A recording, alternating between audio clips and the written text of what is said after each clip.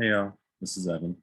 I did my program evaluation on a member of the mental health community here in New Braunfels, Texas. Her name is Susan Trinalba, and she's the director of peer support programming. Now, the name of the organization that she represents is River City Advocacy and Counseling Center. I've been attending here on and off, mainly for group sessions, and I'll get into that more as we go along. Target population, low to moderate income people. These are people living in the city of New Braunfels, Texas, or the surrounding areas, like myself. RCA meets the needs for this target population by providing low-cost counseling services based on income and family size. They do peer support through support groups, art therapy, community activities, and more at no cost. And they do have a large room, large gathering space where they have free art supplies, and you can just go in and make stuff, or if you're working on something already, you can bring it in, work on it there, get some more supplies, and chat with people there. So a big component of what they do is rooted in art therapy. How has RCA grown since it began? So they began in 1999. They've grown a lot since then. When I first started going, they were in a pretty small building, and they've since moved to a bigger space now that they own instead of renting.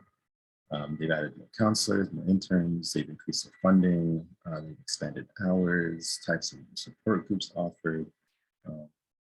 I've been going to their men's group, and they've been offering that recently because they have the space for it.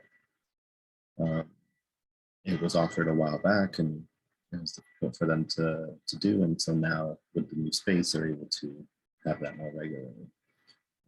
And she also said the number of people they serve are continually consistently increasing, and they are becoming more visible in the county. Stakeholder voices. So board meetings, staff meetings, all that kind of stuff, receiving input from peers, clients, collaborating with other nonprofits, community groups, just connecting with the community and being involved in the community. Current strengths, biggest strength with emphasis on relationships. They really do like to get to know you and connect with you and use that as their way to get you to come back. And it works, especially somewhere like Texas, where mental health might not be as talked about, but connection is, and getting together is, and being nice to your neighbor generally is. And so they kind of are able to incorporate the values of the people that they serve.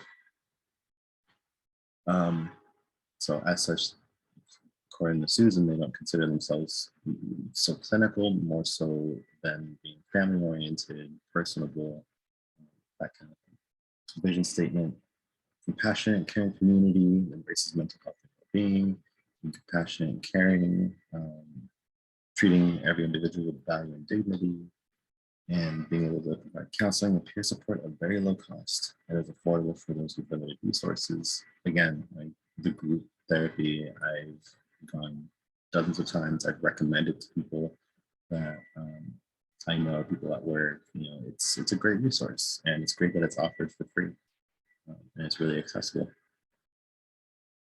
Current challenges of RCA, like most businesses, like most nonprofits, it's always funding. Being able to raise money has been their biggest challenge. And that actually is something that Susan herself does not have much of a say in. That goes directly to the executive director and the board of directors. So that's my summary program evaluation for River City Advocacy. I really like them. I think that they do a lot of good work, and a big challenge that I've seen just generally is stigma reduction, and they do a great job of addressing stigma reduction, especially in a more rural part of Texas. I think that's exactly where that's needed, and they fulfill that niche extremely well. If y'all have any questions, comment below. Let me know what you think. I'll take care.